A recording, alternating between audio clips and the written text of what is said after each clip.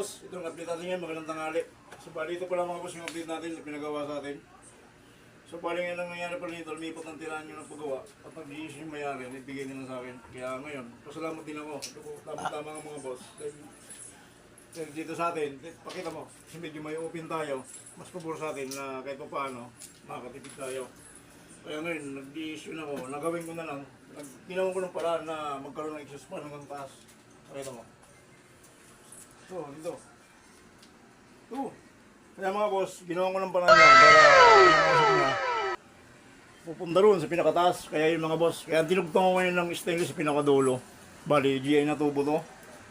Kaya ngayon mga boss, matibay yan. Really? Yan.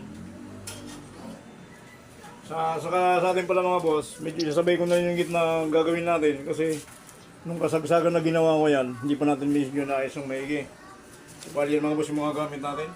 Ganda lang natin. So bali ito pala mga boss, sinipilin ko, iangat na ng konti. Medyo nakapit na natin doon, hindi natin i-upload kasi medyo busy tayo sa trabaho.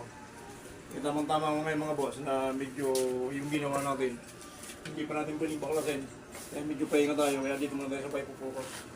Yan mga boss. Hindi naman, gawa natin ng paraan.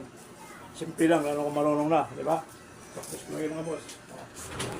So payan lang mga boss, sakit ang dolipe rin. So nandito lang muna mga boss yung video natin. Maraming salamat. Bye.